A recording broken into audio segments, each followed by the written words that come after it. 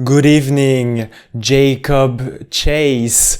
Welcome on VH Berries. Hi, thank you so much for having me. I am extremely grateful. How are you doing today? I'm doing good. It's a good day. Uh, just at home, and it's the day that the WGA and the AMPTP are talking again. So fingers crossed. I don't know what exactly is the AMTPT, but I assume that this is a great thing. It's the collection of studios that are on the other side of the strike. So I'm on the WGA side, and they are so basically the WGA is talking with the studios today and starting to negotiate again. So we're all waiting with bated breath to see how that goes. Absolutely, Jacob Chase. This is a great news. And another thing that I found very great is your art that is tapping into the contemporary fears surrounding technology, and it resonated with me because this technology can allow us to watch SpongeBob. Yes. Yeah, I mean, I think I love SpongeBob, and I love technology, and I think I like the idea of making horror films about things that are we're surrounded by and things that we really love and cherish. So yeah. SpongeBob is definitely something that we love and cherish, and I mentioned that specific cartoon because this is a central element in one of your latest feature films called Come Play. Can you tell us a little bit more about this piece of art? Sure. Yeah, I mean, Come Play is a movie that came out in 2020, right at the beginning of the pandemic. But I'm glad people are still finding it now. It's a movie that is based on a short film that I had made called Larry, that was about this monster that haunted you through your technology, through your screens. Um, and the feature version, it was something I was very grateful to get to make. It was a story that was really important to me. It's a story about a young boy with autism who uses his devices to communicate with the world. But one day, that very device that helps him communicate turns on him, and Larry the monster is haunting him from beyond the screen. So that's what the film is about, and it's I made it with Amblin, and this the kind of movie that I wanted to make was a very Amblin-esque film that's scary, but also something that hopefully the whole family can enjoy. Absolutely. And you just mentioned a short film that came before Come Play, a short film called Larry, because to understand Come Play, we have to understand Larry, because before Morty, there is Larry. Yes, that's right. Yeah, Larry's a very special character to me, and he's a big 9 foot tall puppet that I still love to visit. He lives in the at the Jim Henson Creature Shop here in LA, so I like to go see him when I can. Larry, Jacob Chase, is telling the story of a man in a parking with a very special friendship. What gave you the initial ideas for that short film, and also this concept related to our everyday's screen? Yeah, I mean, the short film came about. A few different things sort of coalesced. One was I had this creature that I had made from I used to run a haunted house for years, a live haunted attraction, and I used to make all the costumes by hand and stuff. And I had made this big gangly creature that was like a stilts costume with these long legs and arms, and I still had it from my haunted house days. And I wanted to make a short film. I had this monster creature, and I was like, all right, let's use this costume that I have, because I'm always trying to spend as little money as possible on short films, and use this monster in a short film. So it started with that, and then the other thing that sort of came, at the same time was there was a particular restaurant that I frequented in LA where I live. And there was always a guy in a guard shack, taking our money and giving us a ticket. But it was always like there was nobody else there. It was dark. It was secluded. I always just felt like an inherent sort of sadness for the guy. And I don't know if, I'm sure his life was wonderful, hopefully. But for me, it lended some empathy for this character. And so I sort of married those two ideas together at first, and sort of giving the parking lot attendant the thing that would scare him. I thought about sort of like, well, what would people be using to entertain themselves at that point? And then I started thinking about technology and our phones and our iPads and stuff, and so it sort of blossomed from there, and ultimately it all coalesced around this idea of a lonely monster who can only be visited or can only visit us through our screens. And so, combining a lonely worker with a lonely monster, I thought made for a really compelling 5-minute story.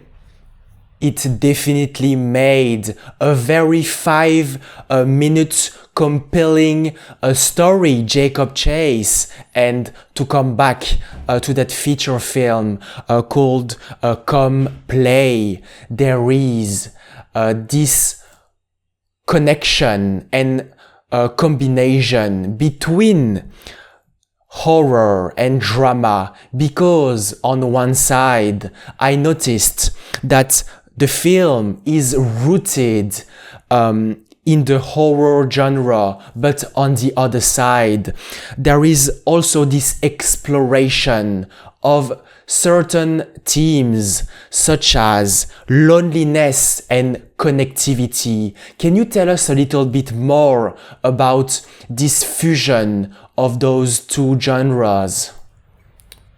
Yeah, I think horror is an amazing genre because it doesn't just mean one thing.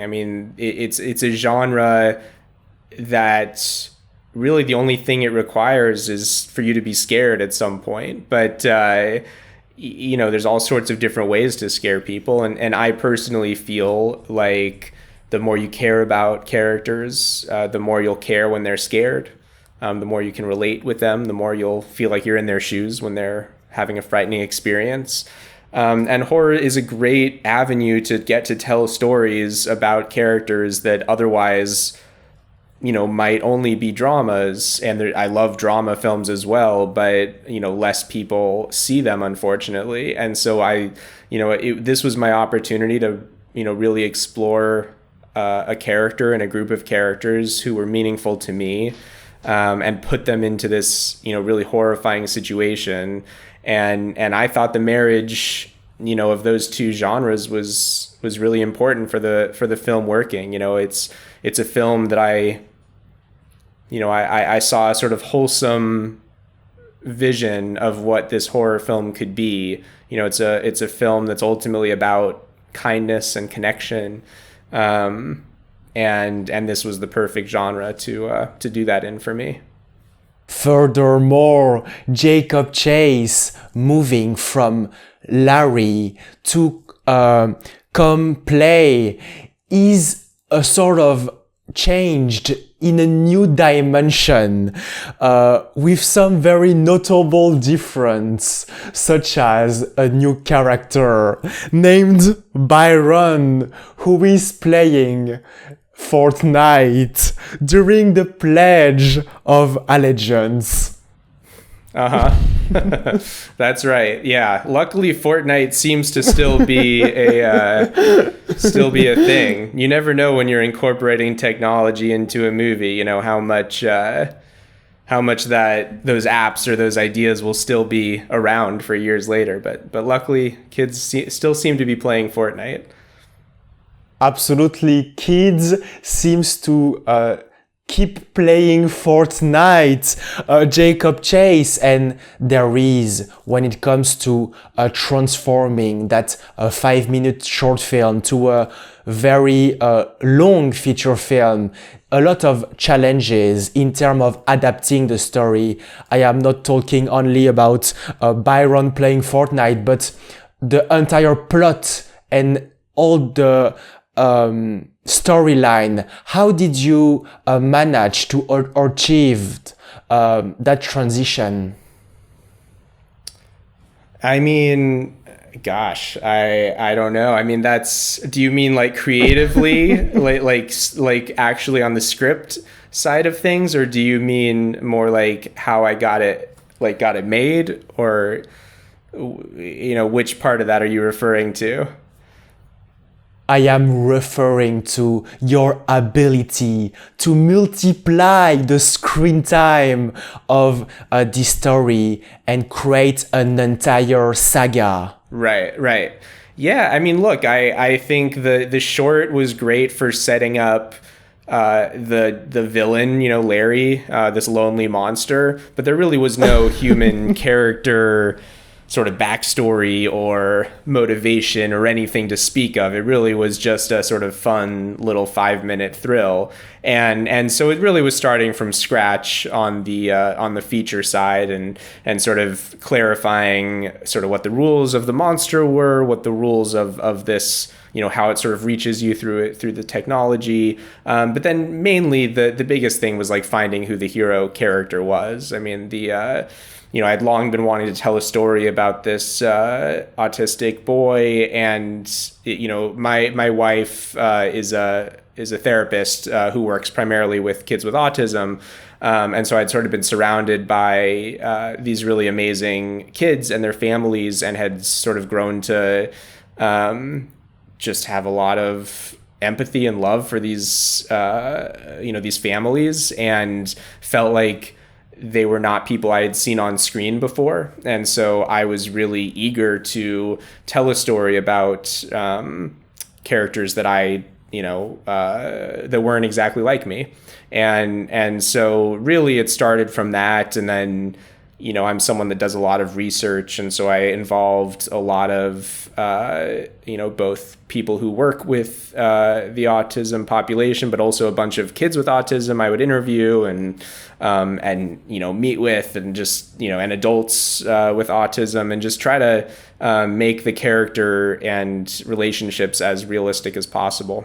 So it started from that. And once you're going down that rabbit hole of such a specific and interesting and fun and heartwarming character, everything else sort of, spiderwebbed out from that, basically. His parents, and like what was causing his loneliness, and why did Larry want this lonely kid in particular, and all that. So, it's like writing any script. It's a process of understanding the relationships between characters, and that's sort of what drives the story forward.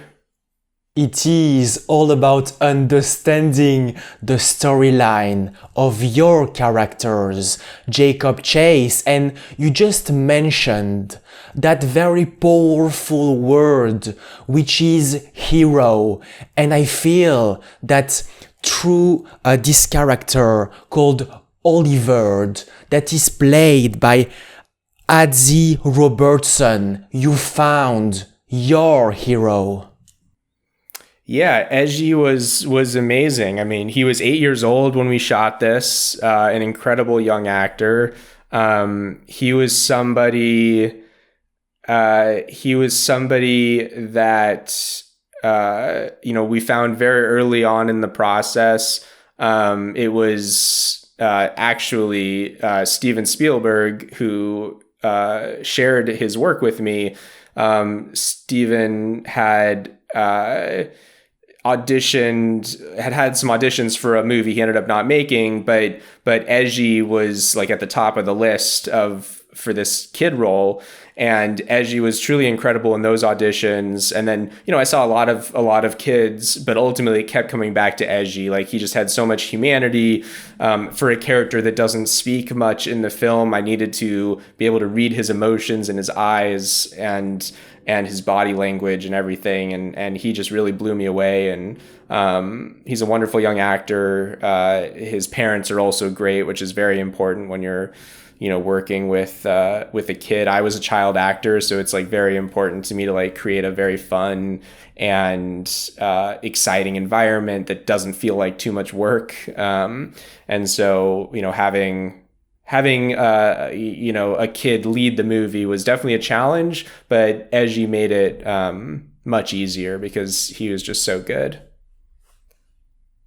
He made it much more easier because of his brilliance on the screen. And there is, as you just mentioned, the power of body language, because I believe that because the character of Oliver is not talking that much, he has to convey his emotion through his eyes, his facial emotion, and the non-verbal communication. Can you tell us a little bit more about the way you directed Oliver, but also all the work behind the construction of his character?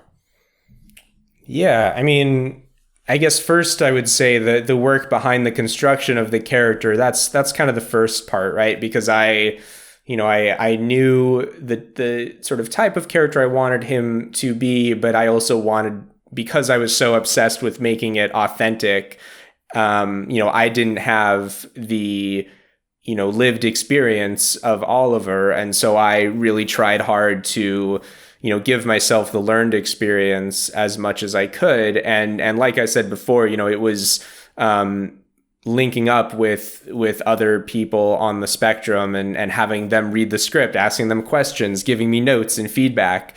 No one kid or two kids with autism are the same. And so it was not about like mimicking one kid in particular. It was about, learning from a bunch of different people and sort of, putting a character together based on the different folks I met. And then once Eji came into the process, I sort of went through that process all over again, but now with Eji and his parents, where, we would go shadow other kids, we would go talk to them, we would, meet other folks who were similar to the Oliver character. And then it was just, once we sort of had that body language and that sort of what his performance was going to feel like, once we had that down, then once we were on set, we could sort of treat it more like, just any other actor or character. And he knew what he was doing. Like I said, he was a very impressive kid. And, I tried just, a big thing when you're working with kids is you sort of want to stay out of the way and you want to be able to capture their natural emotions and their real facial reactions. And so really, I was just trying to do that as much as possible when I could, which was just like give him, the real experience and then, try to film it in a way that like didn't feel like I was getting in the way of his process. Absolutely, Jacob Chase, not interfering with that natural state of mind. And I would also love to discuss about technology, because this is not hazardous if I started the conversation by mentioning SpongeBob. It is because technology is playing a prominent role in your work and filmography, because you are trying to use it as an observer and or participant in the events on screen. And sometimes some monsters can even come out of the screens by doing some airy groaning. Yeah, I mean, like I said earlier, I mean, for me, the technology is what makes the film, it's the new thing that we're afraid of, right? I think all my favorite horror films give us something new to be afraid of. Freddy made us afraid of going to sleep. Michael made us afraid of trick-or-treating. So, the idea of having something that made us afraid of our, what the current sort of main thing is around us, which is technology and phones, screens, tablets. It was just a fun, I don't know, it was fun. And where it really tied to the character for me was this idea of a character whose only form of verbal communication was through his app on his screen, and then that app turns on him. I think that's where I really found the sort of juice in the idea to carry through a film, because it'd be one thing if it was some other kid sort of going through this, but because it's a character who's like the worst possible thing that could happen to him is his technology turning on him, that's what made it this character who had to be the star of the movie. In addition to that, Jacob Chase, I highly suspect you to have this idea of dropping the upcoming sales of tablets and digital smartphones. I am, I am as addicted to my smartphone and iPad as anybody else. So, the intention was never to make a movie that was like, hand wringing or something. It's just a thing that we all use, and yes, it does create some loneliness, and we have to learn how to deal with that, I think, as a society. But look, we're not getting rid of this stuff. I'm not, and I tried in the film to also show like how technology is helpful, which is helping Oliver communicate. Technology can indeed be helpful, Jacob Chase. For example, next month, when it comes to ordering your new Halloween costume, because I am wondering, what is a typical Halloween for Jacob Chase? Oh wow! Well, that's a fun question. It's my favorite time of year. I love Halloween. For years, way back when, I used to run this haunted attraction called Sherwood Scare that was in Northridge, California. And that was my life for several years. Now my Halloween, I build a lot of custom props and scenery and stuff for my house. So my wife and I decorate the house every year in a pretty grand style. And we do dress up in different costumes every year. At this point, it's mainly to hand out candy for kids. But we also, we do our fair share of haunted attractions and stuff. Like we go to any immersive haunt experiences we can find, we definitely go to every year, because I love it. I love getting scared. It's the, I live for that adrenaline rush. So this is a great time of year to get that. At the end of the road, Jacob Chase, this abundance of Halloween costume might lead you to a trouble. Don't you think so? Are you trying to bring up my short film Trouble by saying that? Absolutely, because I found that at the end of the tunnel, there is music, there is joy, there is trouble. Yeah. Trouble was a short film I made pretty recently, actually. I am a filmmaker who has a lot more that I want to do and say, and other genres I want to play in. I love horror, but I also have this other sort of undying love for musical theater. And so I had this idea for a short film that sort of combined my two favorite genres, horror and musicals.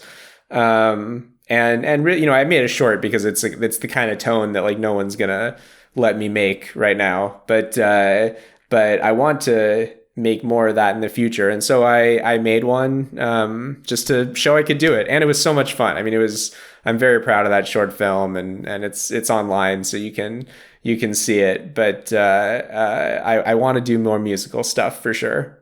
Absolutely.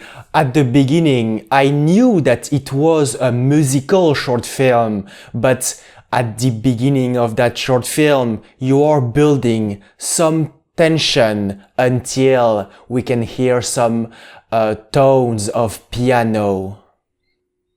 Yeah, it's a very it was a challenging tonal exercise to sort of take the audience by the hand and bring them through the suspense and horror and sort of thriller parts of the story, and sort of open it up as the musical part of it sort of takes over.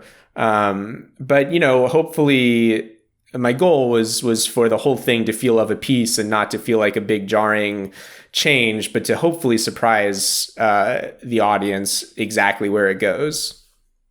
Absolutely, Jacob Chase. And this short film called Trouble is taking place at a very specific time, at the year 1952, exactly 71 years ago. Can you explain this choice and this historical context? Yeah, I mean, me explaining that is a big spoiler for the short. So don't listen, or you know, skip ahead a couple minutes if you don't want the spoiler. But the big reveal of the short, for those sort of eagle-eyed viewers or just people who know musical theater, is that it takes place you know, many years after the Music Man musical. It's about one of the main characters from that musical, Winthrop, all grown up as an adult now, and that's a reveal you learn late in the short film, which is why it takes place at the year it has to take place at for the ages to work. But it's also a great year and decade for musical theater in general.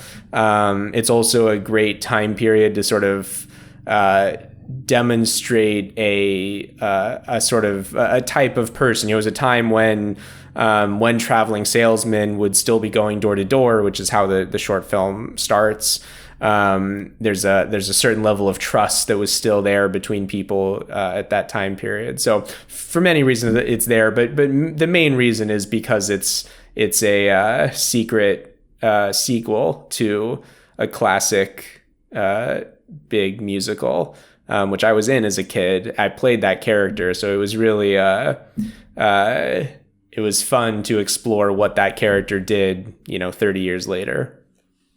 Absolutely, Jacob Chase, as you just mentioned, this is a sort of sequel, and when I watched that musical short film, I saw Jacob Chase making a high five to the Jacob Chase of a few decades ago, because you started by being a child actor playing in roles in some musical. Can you tell us a little bit more about this journey that started with musical? Yeah, I mean, I started acting as a kid when I was 7. I turned 8 during my first production. I just loved theater as a kid. My family's not in the industry at all, but my mom was a lover of theater, so she would take me to see shows and to go to Disneyland and stuff as a kid, and I didn't care about the rides at all. I just wanted to watch the shows and the parades.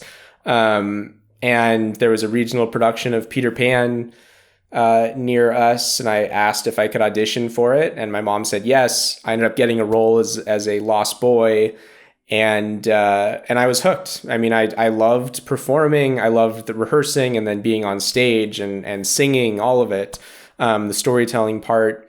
And I did that for many years. You know, I played a lot of roles, basically any role that existed for a little redheaded kid. I got to do as a kid, which I was very fortunate, and I loved it. And then I started acting in film and TV more, which I liked, but I didn't love as much. You know, it takes a lot more time. You're waiting around on set. You don't get that, you know, initial like immediate audience participation that you get in theater.